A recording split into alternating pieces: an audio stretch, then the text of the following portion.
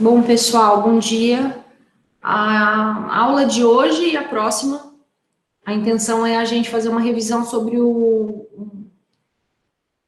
processador com pipeline, né? A gente não vai ver um processador específico com pipeline, e sim a ideia por trás dos processadores que usam essa técnica chamada pipeline, né? A gente vai tentar enxergar as vantagens do uso de pipeline nos processadores, né, com foco em processamento, mas, na verdade, pipeline é usado em vários contextos, né, no contexto de produção, né, de engenharia de produção, por exemplo, dentro de indústria, dentro de fábricas, né, exatamente porque melhora o desempenho, né, melhora a produção de algo, né, daquilo que se deseja produzir. É uma técnica que se aplica a uma linha de produção, né. Então, aqui a gente não está produzindo, a gente não está interessado na linha de produção de processadores, não é essa a finalidade, embora provavelmente exista algo similar a pipeline numa linha de produção também, dentro de uma indústria ali de semicondutores ou numa indústria de processadores, né? Mas não é essa a intenção. A gente está pensando do ponto de vista do processamento, né? Pensando no processamento como sendo a entrega final do processamento é o programa executado, ou instruções executadas, né? E a entrada são as instruções do programa que ainda não foram executadas, né? Então, por um extremo, entram instruções, né, que precisam ser executadas, num outro extremo, as instruções saem executadas, né? Ou os resultados das instruções saem prontos, né? Se é uma instrução de soma, né? A soma realizada e depois de computada é salvo na memória ou salva no registrador. Então, o resultado da soma é produzido e salvo em algum componente, né, de armazenamento. Se é uma instrução, simplesmente uma instrução de escrita na memória, né, o resultado é a própria escrita na memória. É uma instrução de manipulação de um dado ponto flutuante para operação de divisão, né? Então, existe um hardware especializado em divisão que deve realizar uma sequência de operações que resultam na divisão de dois valores ali que são dados ponto flutuante. Então, nós estamos interessados em entender uma forma mais eficiente, né, ou de implementar uma forma mais eficiente de executar instruções. Tá? Isso nós não falamos aqui na disciplina de um processador sem pipeline. Tá? Então, pressupõe-se que todos vocês já viram um processador sem pipeline. Então, vamos imaginar algo sem pipeline como uma execução muito simples, do tipo, existe um hardware, né, com seus componentes ou suas unidades funcionais, seus somadores, divisores, multiplicadores, memória, registradores, né? Existem as instruções que a gente, para simplificar, a gente imagina que elas entram por um extremo, passam por essas unidades funcionais e saem, né, prontas, né, saem executadas num outro extremo, né, numa visão bem lógica e intuitiva, né. Num processador sem pipeline, uma instrução inicia sua execução, enquanto ela não termina, nenhuma execução pode iniciar a execução, sua execução, né? Então, a gente precisa que uma instrução termine para que outra inicie. Então, numa visão muito simplificada, né, o processador sem pipeline funcionaria dessa maneira, né? Ele está correto? Sim. Ele perde em eficiência para que permita, né, que mais instruções entrem em execução, mesmo que uma instrução não seja finalizada. Então, a gente tem essa intenção com o pipeline, permitir o uso de unidades funcionais, né, que não estejam em uso por uma determinada instrução, né, e que outras instruções possam utilizar unidades funcionais, então, ociosas, né, aproveitando, né, essa ociosidade para fazer alguma computação, né. Isso dá uma ideia de paralelismo, né? Não é um paralelismo onde as duas instruções estão usando unidades funcionais duplicadas. Por exemplo, duas instruções estão fazendo soma ao mesmo tempo, porque existem dois somadores. Não é esse tipo de paralelismo. A gente está pensando num paralelismo enquanto uma instrução está fazendo a soma, a outra está buscando um dado no banco de registradores, né? Simplesmente porque aquela instrução que está fazendo soma já usou o banco de registradores, então ela já deixou ocioso o banco de registradores. Então, outra instrução pode usar o banco de registradores. Então, é como se elas fossem em uma fila, né? Enquanto uma instrução deixa ocioso deixa ociosa uma unidade funcional, outra instrução pode utilizar. Essa ideia de fila, né, ou de linha de produção é o que sustenta a ideia de pipeline, tá? Então, antes da gente pensar no pipeline, né, vamos pensar sem pipeline. Eu vou abrir imagens, porque as imagens ajudam muito nesse tipo de ilustração, tá? Imagina uma lavanderia, né, aqui antes de falar de processamento, imagina uma lavanderia onde a gente tem unidades funcionais dentro da lavanderia, como uma máquina de lavar, aqui que é a azulzinha, é a máquina de lavar, tem uma outra máquina que é uma secadora, é uma máquina de secar, né? Tem uma terceira unidade funcional, que é a unidade funcional onde se passa uma pilha de roupa, né? E um terceiro que é para guardar, né? Um armazenamento das roupas já passadas, tá? Então, imagina aqui, 4 unidades funcionais, de tal maneira que existe uma sequência, tá? Ou seja, primeiro lava, depois seca, depois passa, depois guarda, tá? Não faz sentido pensar na inversão da ordem, tá? Homens que nunca passaram roupa, mulheres que nunca passaram roupa. Espero que isso seja intuitivo para todos, né? Lavar, secar, passar, guardar, né? Então, se processadores não eram intuitivos, espero que o exemplo de roupas, né, de lavar roupa seja, né? Então, acho que mais intuitivo do que isso, impossível, né? Numa lavanderia sem pipeline, né, a gente tem essa situação aqui, ó. Uma carga de roupa, imagina uma sacolona de roupa que entra, né, a primeira carga de roupa entra nessa lavanderia para ser processada, né? Enquanto não termina o quarto, né, no quarto período, na hora, no caso aqui, na unidade de tempo aqui é hora, né, na hora que termina, ó, na primeira hora, segunda hora, terceira hora, na quarta hora, enquanto não completa 4 horas, né, de processo aqui, a segunda carga de roupa não entrou, tá? Em processamento aqui, não entrou para a lavanderia, tá? Embora, né, a máquina de lavar tivesse ociosa, a máquina de secar tivesse ociosa, o ferro de passar ou a máquina que passa a roupa estivesse ociosa, tá? Nas 3 primeiras, elas foram ficando ociosas, mas ainda assim a segunda carga de roupa não iniciou. Ela só pode iniciar no quarto, a partir da hora 4. Tá?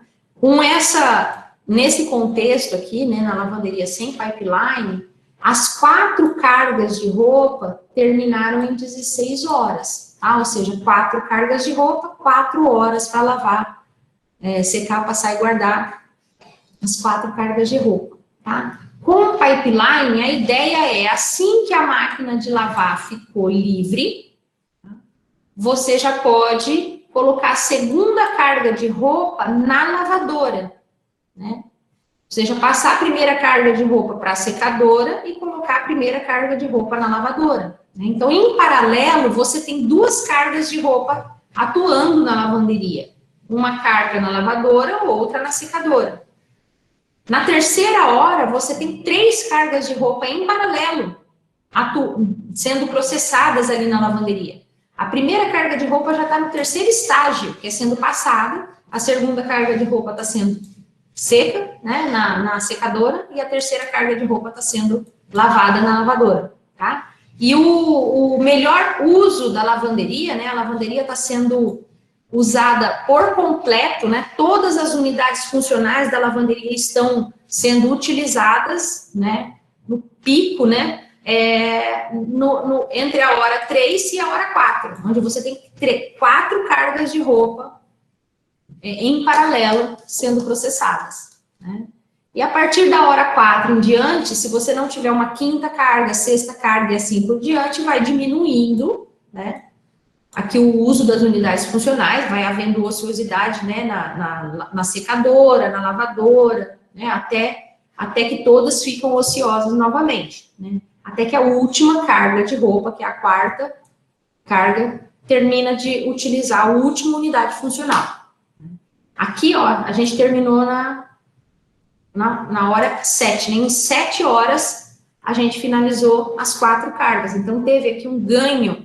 Se a gente for calcular o ganho de desempenho, a gente saiu de 16 para 7, tá? Esse é o nosso speed up.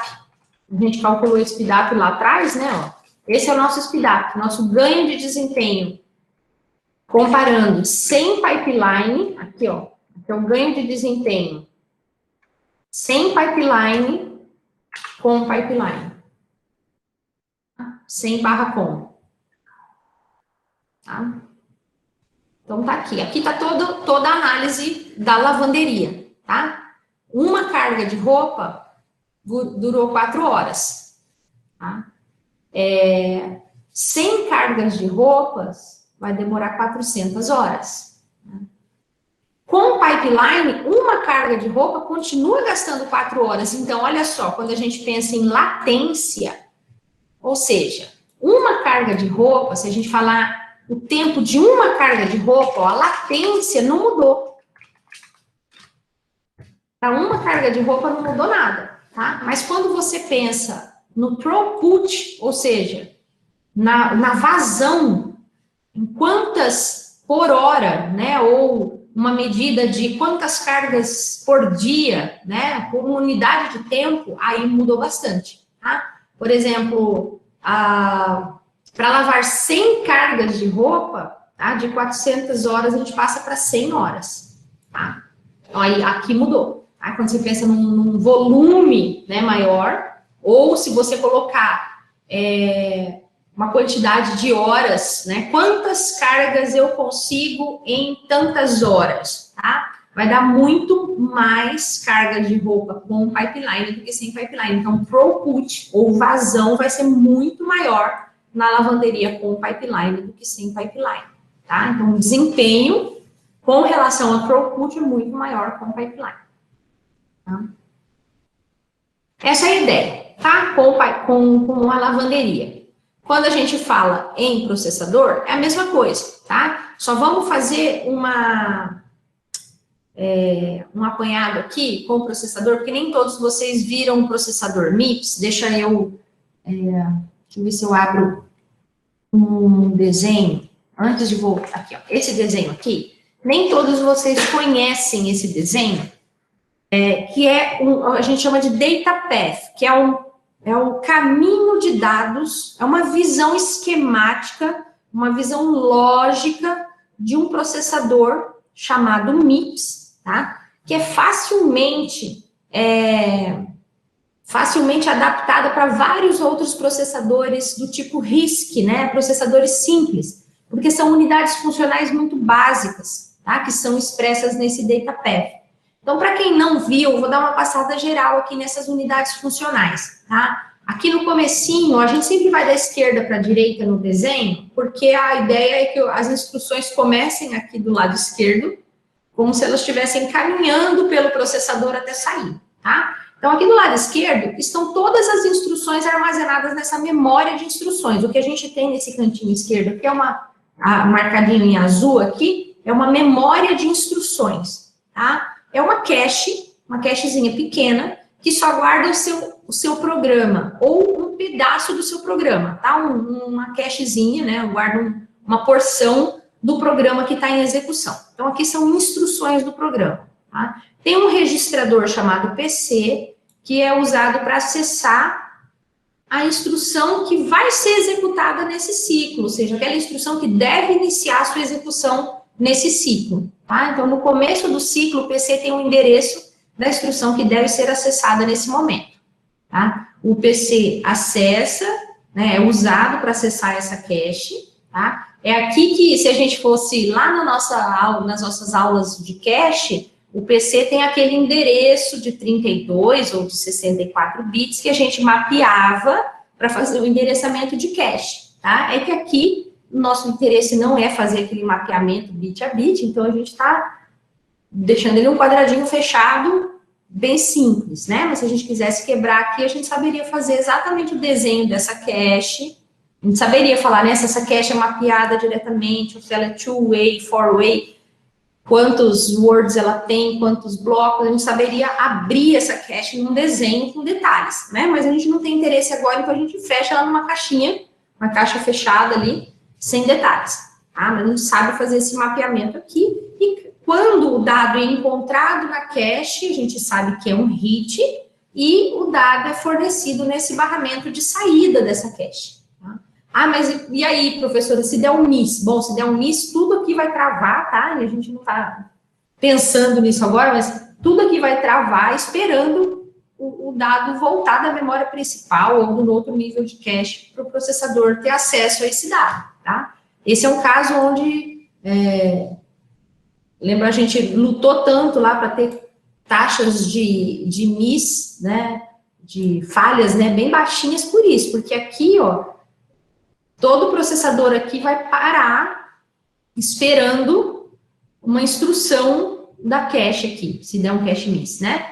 Então, aqui a gente está supondo que vai dar um montão de hits e pouquíssimos misses de cache, tá? Então, aqui, vamos supor 100% para a gente não pensar nas paradas.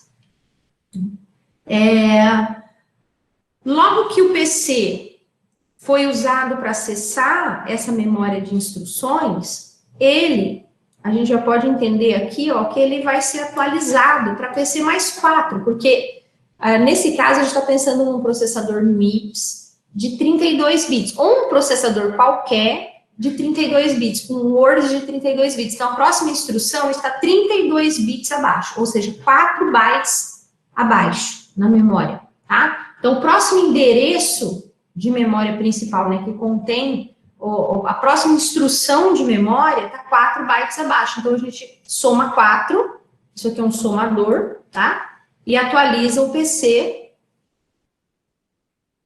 Já vou falar por que tem esse multiplexador aqui antes, tá? Mas atualiza o PC com um PC mais 4. Então, na verdade, o que está sendo feito aqui, ó, é PC, recebe PC mais 4, tá? Por que isso aqui? Porque o PC precisa agora ter o endereço da próxima instrução.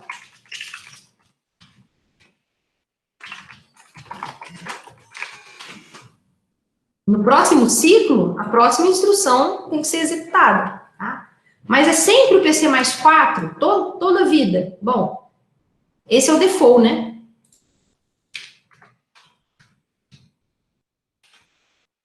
Esse é o default, ou seja, é o caso geral.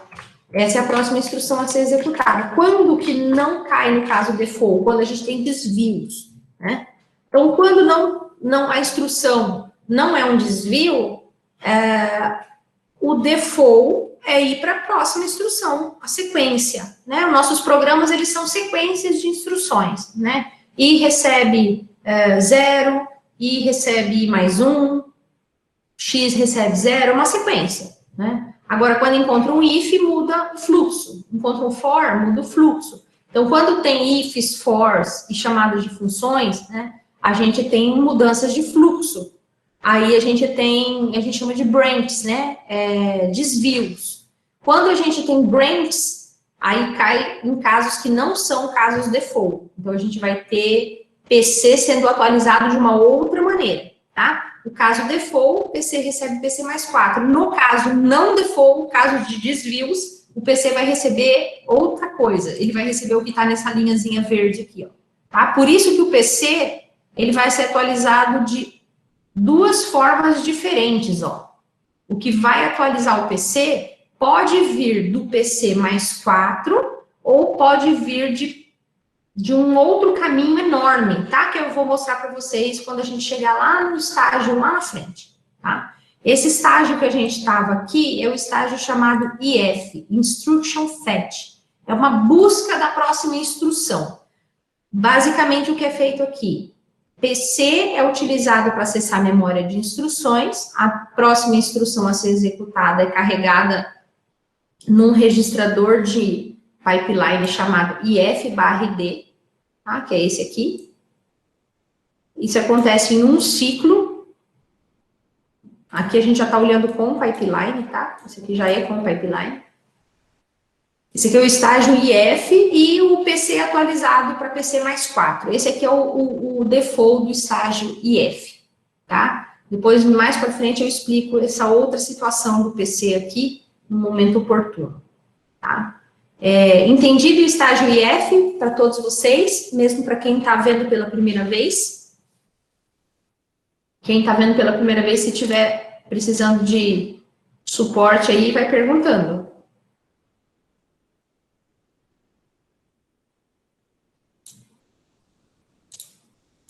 Vou passar para os próximos aqui.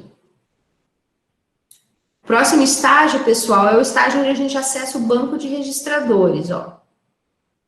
A mesma instrução, né, que foi carregada, foi lida na memória, no momento em que ela, né, passar aqui para o próximo estágio, os bits da instrução vão ser distribuídos aqui de acordo com uma codificação, né, um pedacinho dos bits da instrução vão ser usados para ler um dos registradores da instrução, outros bits vão ser usados para ler um segundo registrador, outros bits vão ser usados para ler o registrador de destino, tá? Caso seja uma instrução, né, que tenha um registrador de destino.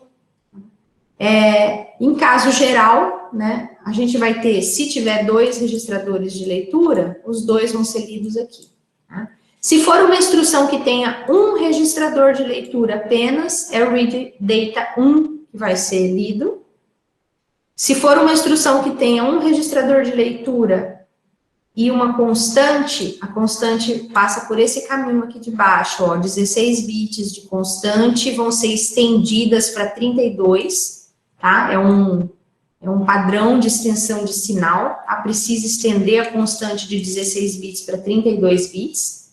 E aí esses dados produzidos aqui por essa instrução são carregados nesse registrador de pipeline chamado id/ex, tá? No final do ciclo. Então, esse estágio id também dura um ciclo para que essas atividades aqui aconteçam, tá? Essas operações aqui aconteçam, tá? O nome é Instruction Decode, que é o ponto onde existe decodificação da instrução. Então, embora não esteja descrito aqui, existe uma unidade de controle aqui que decodifica a instrução, emite um monte de sinais de controle para todo esse DataPath, dizendo o que cada unidade funcional deve ou não deve fazer, tá? Isso não está expresso nessa imagem, tá? Vai aparecer em outro momento. E, além disso, tem leitura do banco de registradores e dos operandos, tá? Então, aqui os operandos já estão lidos e prontos para uso, para o próximo estágio. No próximo estágio, que é o estágio EX, os dados produzidos no estágio ID, que tinham sido copiados aqui no estágio ID, vão passar a ser úteis aqui no estágio EX. Reparem, ó, se tiver sido, ó, se 2 registradores tinham sido lidos, ó, eles vão ser ocupados aqui na ALO para fazer uma operação, uma soma, uma subtração, uma divisão, né? Seja lá qual operação, shift, qualquer operação que a ALO seja designada a fazer. Tá? Se fosse uma operação sobre um operando registrador e outro operando constante, a constante foi tratada por aqui, ó, o caminho dela é esse aqui, também vai chegar lá na ALO. Se ao invés de constante, deixa eu ver qual é a outra opção que a gente teria. Tá.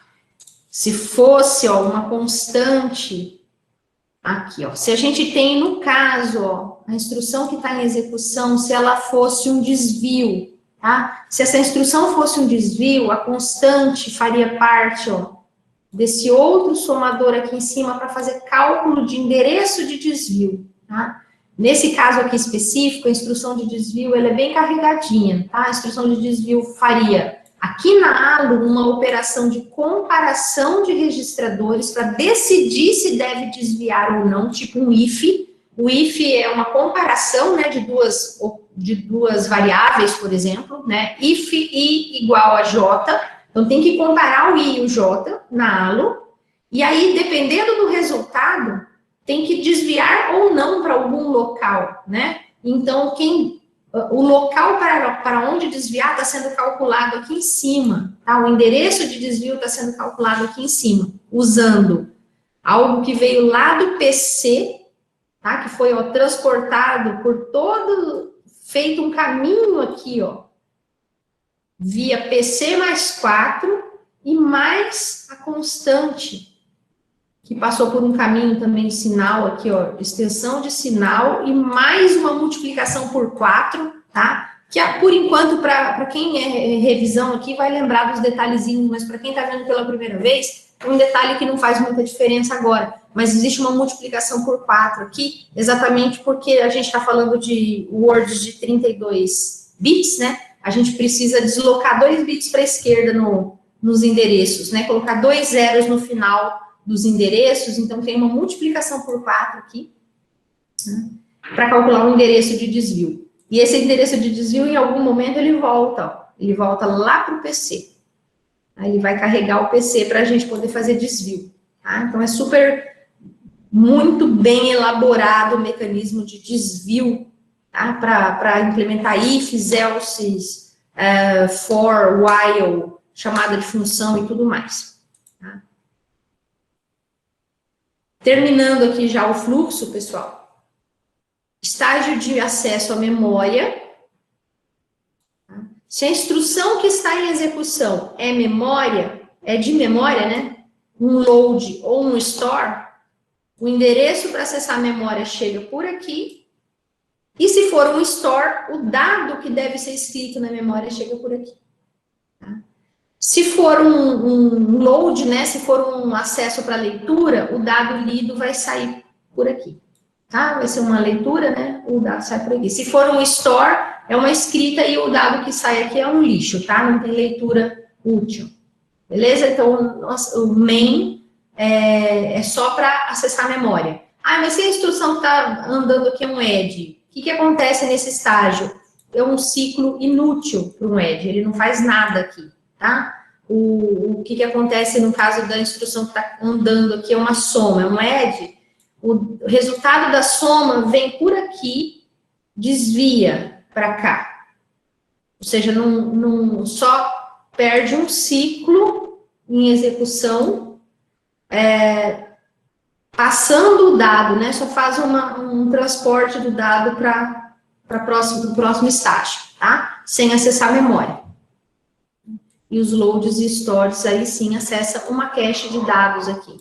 As caches são separadas, ó, instrução e dados, exatamente para que a gente não tenha conflito, tá? Você pode fazer em paralelo um acesso à instrução e um acesso a dados de memória, tá? Sem precisar que isso seja um gargalo. No mesmo ciclo, pode estar acessando uma instrução e um dado, porque elas estão duplicadas, as memórias.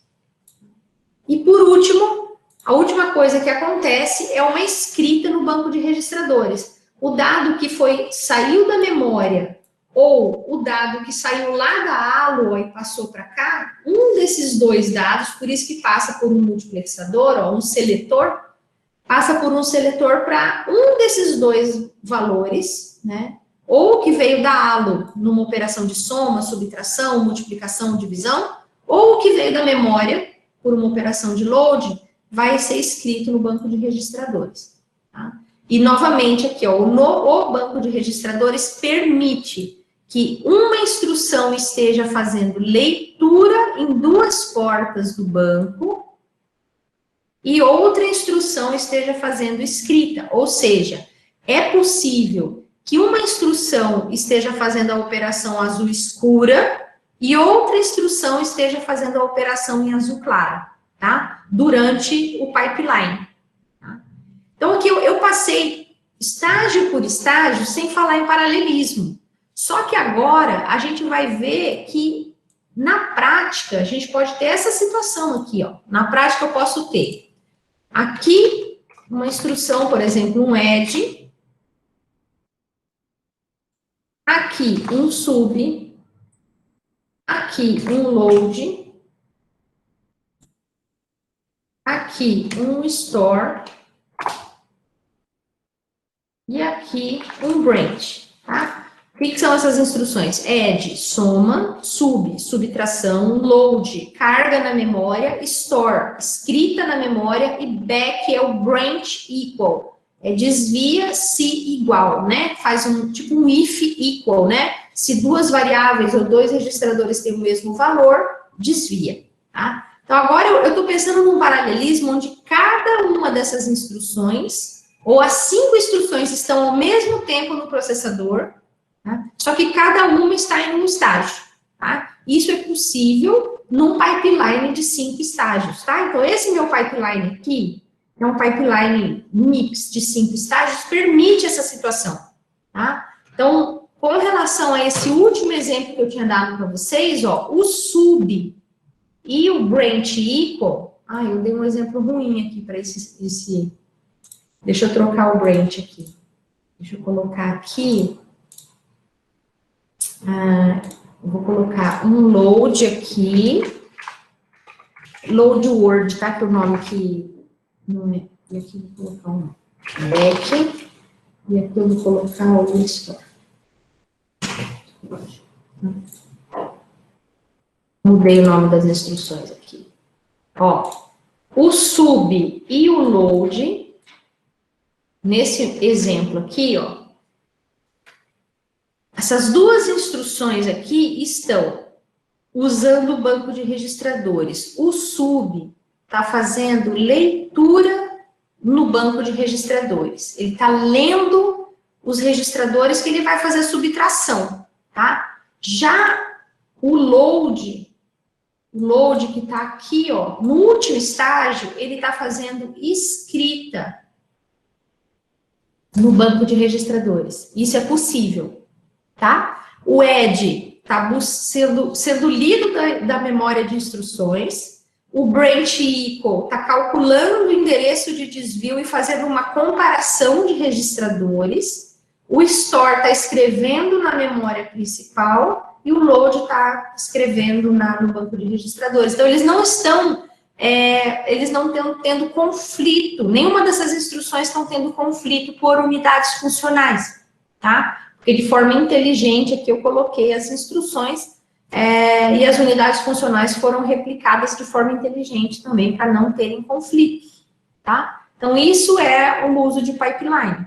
Aí o Gabriel já começou a ver os problemas aqui. Não sei se alguém tinha perguntado alguma coisa antes no... A Edilene tinha falado antes, eu não tinha visto, Edilene, conheço bem esse caso das roupas. Infelizmente, né? Agora o Gabriel já começou a notar os pepinos aqui, né? Os problemas, né?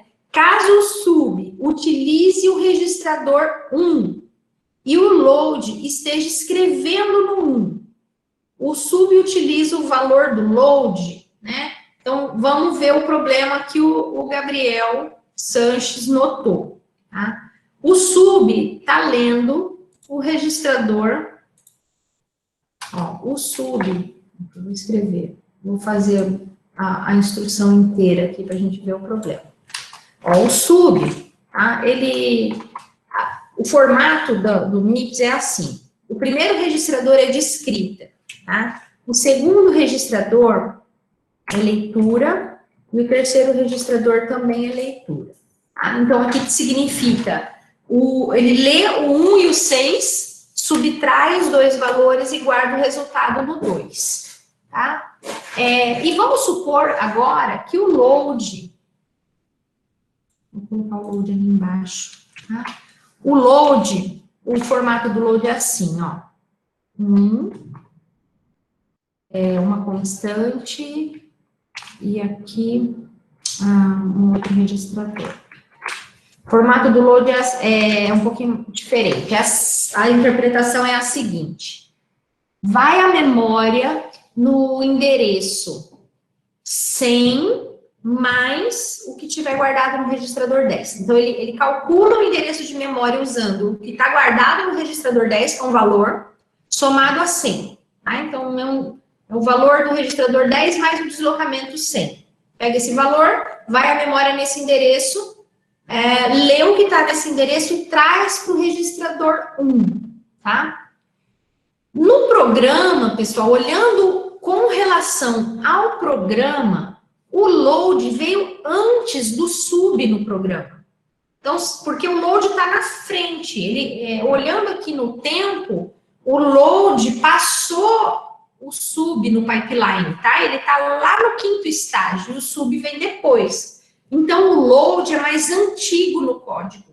O resultado correto no registrador 1 é o que está escrito pelo load, tá? E não o que o sub, e não o antigo valor do 1, tá? Então, se a gente estivesse olhando do ponto de vista do código, vamos ver se eu consigo, nunca me deixa copiar, ó. Vamos ver se ele deixa quando eu marco aqui.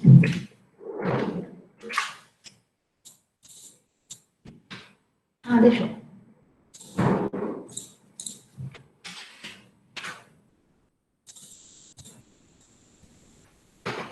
Quando a gente olha no código,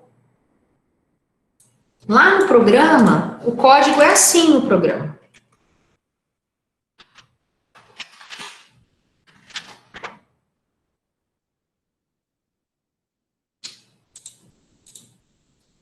Primeiro o load e depois o sub. Quando a gente olha só o programa, esquece do hardware, a gente enxerga, ó, é como se fosse um I recebe J,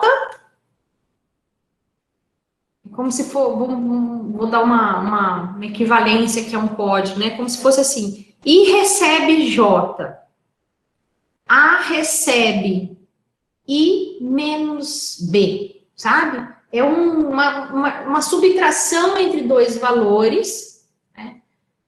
Onde um dos valores é uma variável que você acabou de buscar da memória. Então, quando a gente olha do ponto de vista do programa, a gente sabe qual é o valor que tem que ter na variável i, aqui do meu exemplo, né? Que é o registrador 1. Só que quando você coloca isso no hardware e agora você está olhando exatamente o fluxo, né? Você dá essa confusão, né? Então, na verdade, começa a ter umas restrições aqui, né? A gente começa a ficar confuso. Aí a gente tem que entender como que o hardware vai resolver esses problemas, tá? Esse problema específico, levantado pelo Gabriel, é resolvido da seguinte maneira, tá? Vai estar aqui nos slides, mas eu já vou adiantar, já que o problema apareceu. Tá? É como se fosse assim, ó, a gente vai dividir, lógico que não é uma divisão geográfica aqui, né? Mas nos desenhos a gente vai ver essa divisão, assim, né? Onde falar do banco de registradores parece que vai ter uma divisãozinha assim, ou um sombreamento no banco de registradores, e vai ter uma explicação dizendo que as escritas no banco, elas têm que acontecer na primeira metade do ciclo, tá? Ou seja, no mesmo ciclo do clock, as escritas têm que acontecer na primeira metade. Ou seja, quanto tempo é necessário para fazer uma escrita estável, né? Para estabilizar uma escrita nesse hardware? Eu preciso de 1 nanosegundo para estabilizar uma escrita. A menos que isso, eu não consigo deixar a escrita estável, fica confuso da divergência dos valores. Mais 1 nanosegundo, qualquer escrita estabiliza. Beleza. Então, meu ciclo vai ter que ter pelo menos 2 nanosegundos, porque eu tenho que garantir que metade do ciclo, então metade de 2, né, 1 nanosegundo, eu vou ter que deixar para as escritas. Por que isso? Para ter certeza que dá tempo de uma escrita acontecer, estabilizar e a leitura que vem em seguida, né, no caso a leitura vai ser feita pelo sub, pegar um valor estável, um valor correto, tá? Ou seja, o sub vai começar o ciclo lendo o valor do registrador 1 errado, tá? Ele não vai fazer a operação, porque a operação é feita no ciclo seguinte, mas ele vai ficar fazendo a leitura aqui, né? Ele vai começar a jogar nesse barramento de leitura aqui do registrador valor errado, né? Só que antes do ciclo terminar, tem uma garantia que ele vai estar lendo agora o valor correto, porque na metade do ciclo o load já vai ter terminado de escrever o valor correto no registrador 1, tá? Então, essa é uma definição de projeto do processador MIPS com pipeline didático, né? Nessa versão dele aqui, que garante que as escritas e leituras no mesmo ciclo vão funcionar, tá? Então, essa é a solução que eu dou para o problema que o Gabriel mencionou, tá? Ou seja, a gente não precisa travar, dizer que isso foi um conflito, a gente não precisa dizer que a gente teve um problema aqui nesse hardware. A gente pode dizer que já foi solucionado no nível de projeto, tá? Deixa eu ver se isso está escrito aqui em algum lugar, ou até mostrar o desenho para vocês.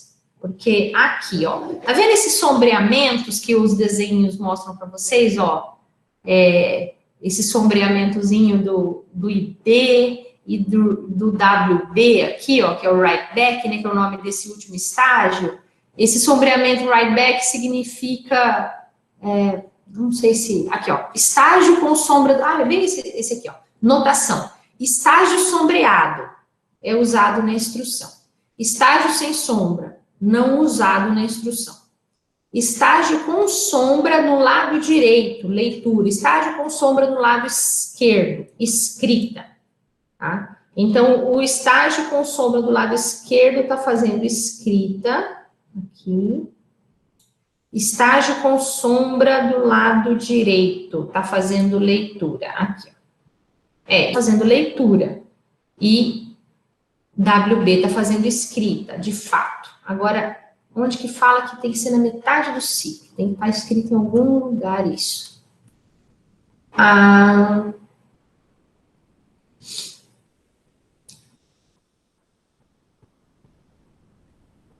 Não é aqui. Vamos mais para baixo, então.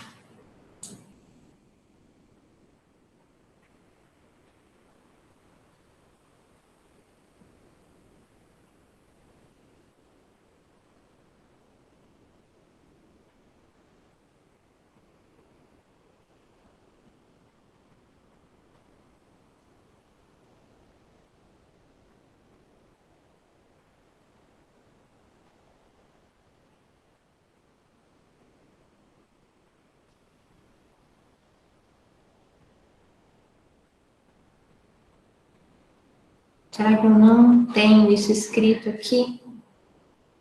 Isso tem...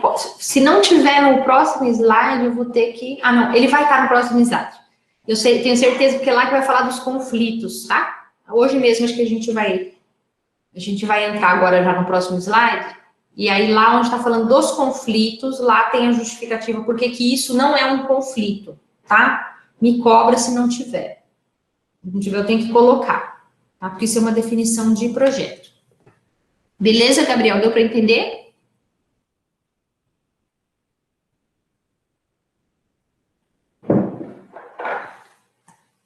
Notaçãozinha gráfica, tá, pessoal? Porque o livro, ele é o seguinte, tem os desenhos gráficos do tipo DataPath, como esse que eu mostrei para vocês, tá? Esse é o mais completo, mostra unidades funcionais, multiplexadores, barramento, tá? Só que ficar desenhando isso tudo, impossível. É impossível, ainda mais que a gente não está tendo como fazer prova no papel, né? A gente até tem como fazer, eu pôr o PDF para vocês rabiscarem, tirarem foto, me mandar, mas é uma confusão lascada, né? Então, a gente precisa de versões reduzidas desses desenhos, sabe? Então, uma versão reduzida desses desenhos é um pipeline com esses desenhos assim, ó. Tem que entender os conceitos por trás, né? Mas dá para reduzir, né? Todo aquele estágio IF, ó, que aqui no desenho tem memória, somador, PC, tudo isso está reduzido aqui em IF, tá? O estágio ID, que tem banco de registradores, a unidade de controle, que nem está lá no outro desenho, está aqui no estágio ID.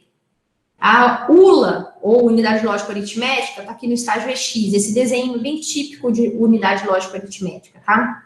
Memória, tá? O estágio main. WB, que é write back, é aquele finalzinho onde também tem acesso ao banco de registradores, só que para escrita, tá? Então, esse aqui é um pipeline reduzido. É como se mostrasse o data path, mas de uma forma reduzida, tá? Como que ele pode ser útil?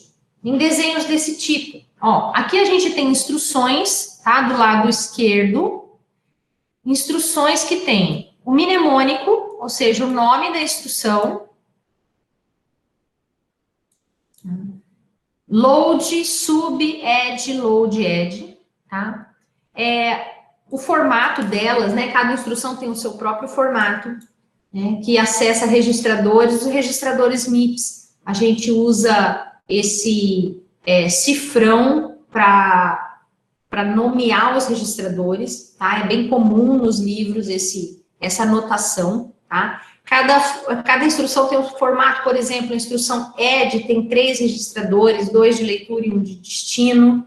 A instrução load tem um registrador fonte, uma constante e um registrador de destino, tá?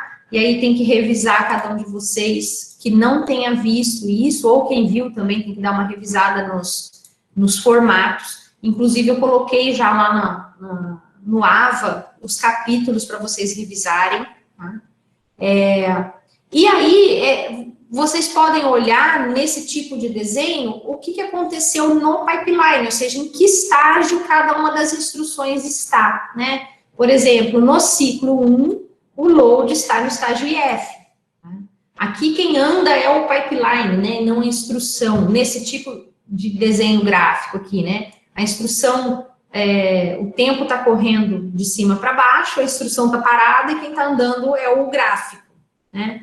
No ciclo 2, o sub está no estágio IF e o load está no estágio ID, tá? Então, eu vou lá para o ciclo 5, ó, eu estou vendo as 5 instruções em execução, tá? Ó, estou vendo todas as unidades funcionais em execução.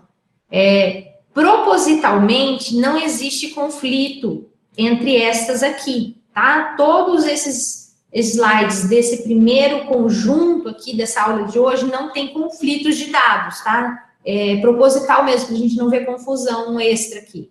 Então, a gente não está vendo problemas em colocar todas as instruções, né? Despachar todas elas. Tá? Então, se elas não conflitam, a gente não está tendo problema em colocar ciclo a ciclo cada uma delas, tá? Então, essa é uma visão gráfica. E essa aqui é outra ainda mais resumida, tá? Onde a gente não tem os desenhinhos, e sim, é uma visão um pouquinho ainda mais sucinta, tá?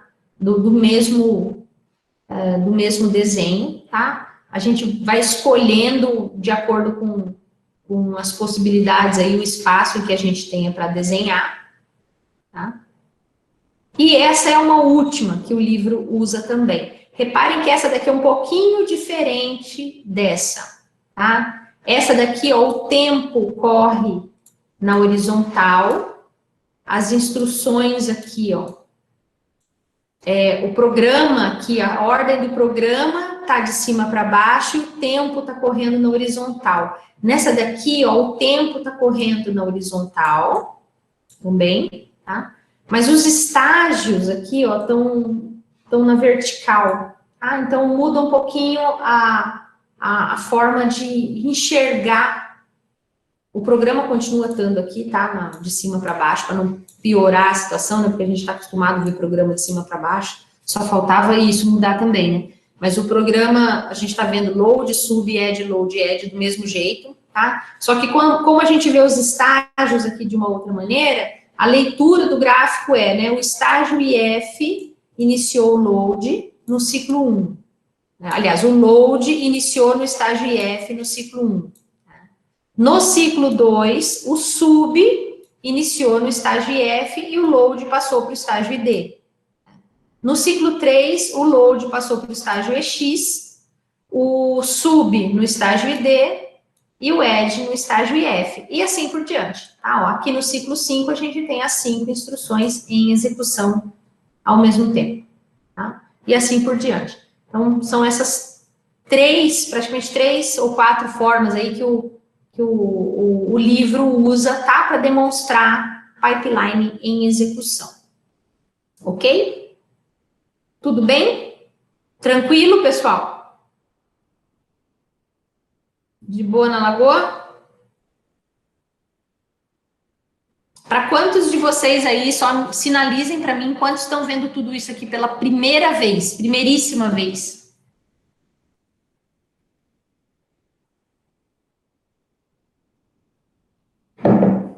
A Sábia, a Anelisa. Seria muito bom que de hoje para terça, se você, Giovanni, se vocês puderem ler um capítulo que eu sinalizei lá, é um apêndice, tá? É um apêndice do livro. Ele está à disposição naquele PDF que vocês têm acesso, um apêndice C. Dê uma lida nele, porque ele aborda a pipeline desde o início, tá? Não é uma lida muito carregada e vai dar uma geral para vocês não acumularem muitas dúvidas, tá? Quem já viu, mas ainda viu há muito tempo, seria bom dar uma pincelada, tá? Porque como a gente vai entrar em paralelismo em nível de instrução, muitos conceitos vão ficar atropelados, sabe?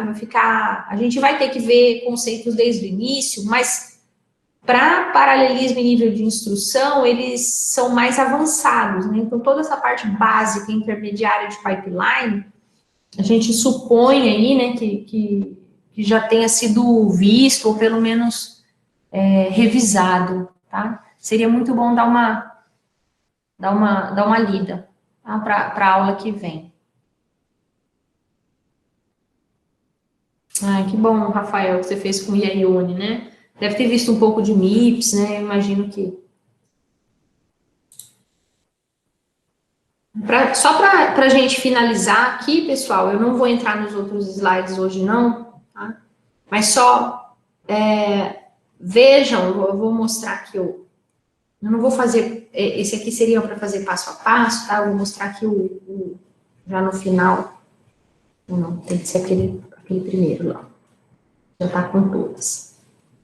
Ó, as mesmas instruções que tem vindo lá dos outros desenhos, né? Ó, elas aqui, imaginem, nessa última visão gráfica aqui, onde a gente está vendo no DataPath, né, com mais detalhes, primeira coisa aqui, respondam para mim, qual que é a instrução mais antiga do ponto de vista do programa? Né? Ou seja, qual foi a primeira no código? Né? Qual foi a primeira no código? Vocês estão vendo uma foto, imagina o programa estava em execução e a gente tirou uma foto do processador em execução. Qual que era a instrução mais antiga? Tem 5 sendo executadas. É a que está no último estágio ali. É a que está no último estágio, exatamente. Então, a ordem no programa é a seguinte, é um load, aí é um sub, aí é o add, outro load e o add, tá? Propositalmente, essas instruções não conflitam, tá? O que seria conflito entre elas? Se elas tivessem dados em comum, tá? Elas não têm. Elas têm alguns dados em comum aqui, pessoal, mas são dados de leitura. E lá, dados de leitura em comum não tem problema. Por exemplo, o sub lê o registrador 3 e o add também lê, tá? O load lê o registrador 1 e o outro load também lê o registrador 1, mas duas instruções lerem o mesmo registrador não é problema, tá? Não é um conflito. Duas leituras acontecerem não é um conflito, tá? A gente vai entender essa questão dos conflitos na próxima aula com bastante critério, tá? A gente teria muito problema se uma estivesse escrevendo, outra estivesse lendo, e não fosse uma situação como aquela que o Gabriel mencionou, que tinha solução, tá? Tem uns problemas parecidos com aquele problema que o Gabriel mencionou, que não tem solução, tá? Que aí vão causar atrasos no pipeline, que a gente, de fato, vai ter que fazer implementar alguns mecanismos nos pipelines ali para resolver, tá? Talvez até atrasos, stalls no pipeline, né? São os bubbles, bolhas, NOPs, que a gente vai ter que travar instruções ali no pipeline para deixar outras caminharem um pouquinho mais para poder destravar ali posteriormente, né? E deixar as instruções terem acesso a dados, né, corretos, né, dos quais elas dependam. Mas essas aqui a gente não tem esse problema, tá? Então, nesse caso aqui, reparem o seguinte, que eu só vou dar a introdução para o próximo tópico. Se a gente conseguiu, pessoal, nesse pipeline aqui, de 5 estágios, reparem o seguinte, ó, nosso pipeline aqui, de 5 estágios,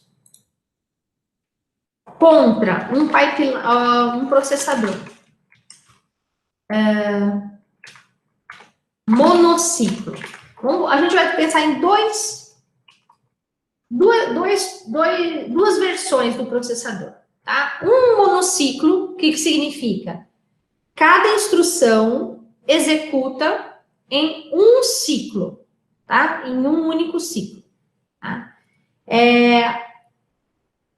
E agora a gente está pensando num processador que permite que a gente execute em um pipeline de 5 estágios, de tal forma que a cada ciclo, né, a gente vai embutindo uma instrução e a gente consegue dar uma vazão maior, né, de instruções, tá? Será que a gente vai ter ganho quando a gente pensa entre um processador monociclo e um processador pipeline, nesse caso aí com 5 estágios? É isso que a gente vai começar a discutir, tá? Lógico aqui, pensando de forma bem simplória, né, parece que sim. Se a gente pensar num processador monociclo, depende qual é esse ciclo, né? Depende do que é o período desse clock, né?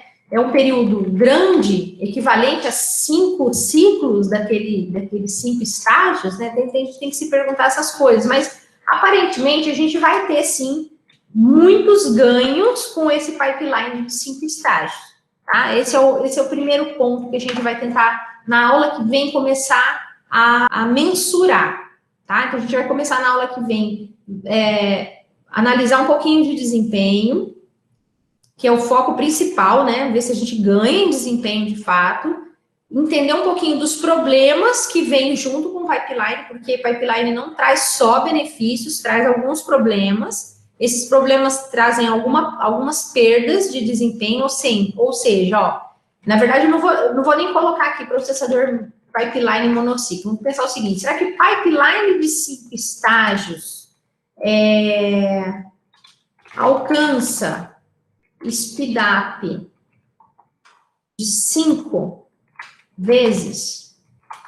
O que vocês acham? Será que um pipeline de 5 estágios alcança speedup de 5 vezes? O que vocês acham? Provavelmente ele não vai alcançar um speedup de 5 vezes, né? Talvez aquela lavanderia de 4 estágios, talvez alcançasse, porque não existe dependência, né? Ou não sei se eu não consigo pensar numa dependência entre cargas de roupas, né? Agora, entre instruções de programa, a gente vê dependência de dados, né? A não ser que entre as cargas de roupa, você colocar uma meia, de um par de meias, você colocar um par de meia numa carga de roupa e colocar o par de meia numa outra carga de roupa e eles ficarem separados e você não poder despachar, dar por finalizada uma carga de roupa enquanto o outro par de meia não chegar lá no final, tá? Dei um exemplo bem ridículo, mas só para a gente entender que existe alguma dependência entre roupa também, tá? Mas entre dados de um processador, isso vai acontecer o tempo todo, tá? Então, a gente não alcança speedup de 5 vezes com um pipeline de 5 estágios, mas a gente alcança um speed up próximo. Tá? A gente vai começar a mensurar essas coisas também. Tá? Então, uma vez a gente termina essa revisão de pipeline na próxima aula e começa a parte de paralelismo e nível de instrução na aula seguinte. Tá? Beleza, turma? Ok. Ok? Eu estou tentando dar aulas de 1 hora e pouquinho, para não abusar muito das videoconferências, porque eu sei que é muito carregado assistir, é carregado dar aula, né, e é carregado assistir aulas muito longas, né? Então, estou tentando dar essas aulas de 1 hora e pouquinho, assim, para não ficar muito pesado, e estou colocando esses complementos para vocês ali nos livros, para vocês darem uma lida fora. Aí, se precisar, depois eu gravo alguma coisa extra, tá? E aí, vocês vão me dando feedbacks. Se vocês falarem, não, professora, tá difícil de estudar sozinho, tá difícil de fazer lista, volta a dar aulas mais longas, aí vocês vão me dando retorno, tá? Já tem umas 5 aulas que eu tô dando aula de 1 hora, acho que umas 4 aulas já que eu tô dando aula de 1 hora e pouquinho só. Aí vocês vão me calibrando, vão me dando um retorno, tá? Beleza.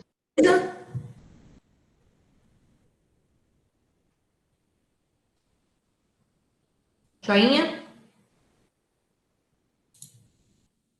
Então tá, daqui a pouquinho eu já coloco essa aula ali para vocês, e esses slides já estão, inclusive os slides da aula que vem também já estão para vocês no AVA. Tá joia? Professor, essa questão assim dos stalls, quando tem uso da cache, ou então quando tem dependência de instruções, isso a gente vai ver na próxima aula, no caso? A gente não vai entrar nesse quesito, assim. Não, nós vamos entrar. Nós vamos entrar, na verdade, na aula que vem, a gente vai ver os conflitos por dados, né, uns stalls de conflitos de dados, os de cache, né, não sei se foi você perguntou os de memória. Também. Porque, assim, os conflitos de dados são os que o processador tem que resolver, né? Esse depende muito do processador, tem que ser resolvido no processador, porque conflitos de dados não tem solução externa, né? Se o processador tá executando 2 instruções, elas já estão dentro do processador e elas conflitam, né? Ou elas estão sendo despachadas e elas conflitam, é o processador que tem que resolver, né? Tem solução por software, a gente vai ver isso na disciplina, tem solução por software, ou seja, em software, o compilador tenta organizar as instruções de tal forma que elas não conflitem e já joga para o hardware elas organizadas. Se o software não resolve e elas já são despachadas com conflito, o hardware tem que resolver, né? E aí é o que a gente, aqui no MIPS, a gente chama de forwarding, né? Soluções ali no hardware mesmo para atalhos, né? O processador transfere dados de uma instrução para outra de forma otimizada ali, né? Para poder passar dados que uma instrução está precisando, para agilizar, para não precisar dar stalls, né? E dá stalls, faz stalls em último caso, né? Dá segura as instruções em último caso. Segurar instruções nada mais é do que repetir um ciclo. Você faz uma instrução, ficar no ciclo onde ela está e deixa a que estava para frente seguir. Entende que se tem 2 instruções aqui, essa daqui fica onde ela está e essa segue, você criou uma bolha, entendeu? Essa segue e essa fica. Né? Então, só precisa de um sinal de controle para essa daqui repetir e essa seguir. Entende a ideia? Isso é uma bolha. Mas aí, no caso, aquela instrução que está esperando ali, ela fica ocupando aquele estágio do pipeline indefinidamente.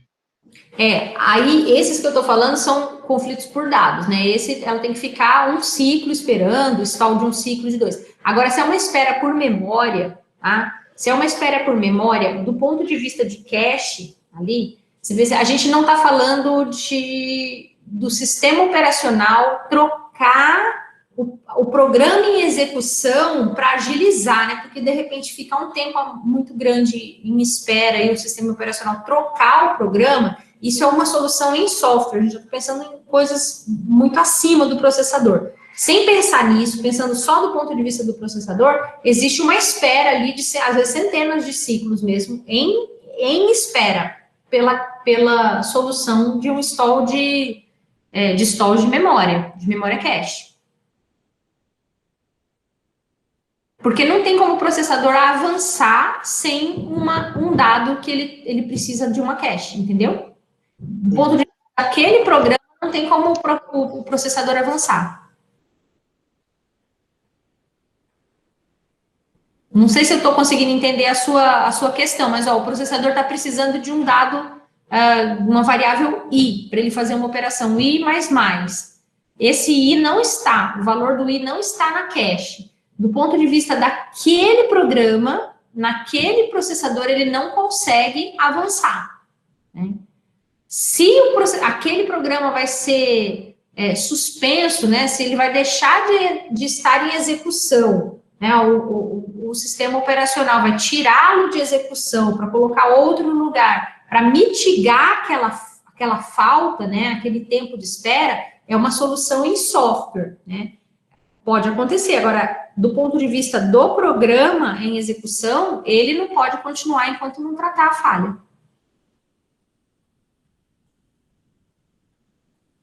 Entendi. Entendeu? Ok, então.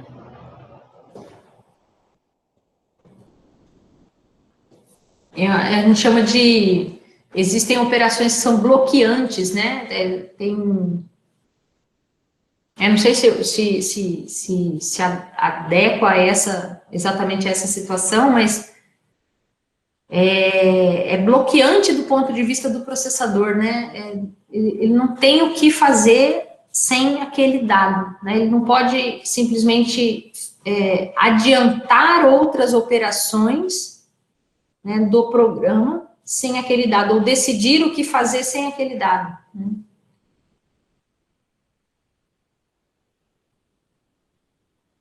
Isso, assim, a gente vai ver, na verdade, Eric, assim, que o hardware faz muita coisa nesse sentido de, por exemplo, dentro mesmo do algoritmo de Tomasulo que a gente vai estudar, tem muita coisa em paralelo que acontece de execução fora de ordem que permite com que muita coisa vai acontecendo em paralelo na execução fora de ordem que, de repente, uma requisição de memória que travou não bloqueou outras operações que não dependiam dela seguirem acontecendo ali. Mas isso não significa que o programa andou muito, entende? São algumas instruções, né? Tem um limite ali do programa que vai conseguir caminhar, né? Porque o hardware é limitado, ele é finito, né?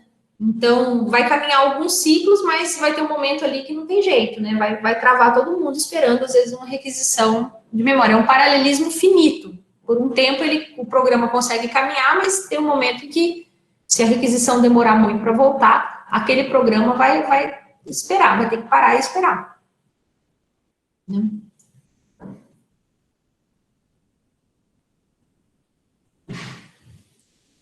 Mais alguma questão, turma? Deixa eu fechar aqui a gravação, para não ficar muito longo.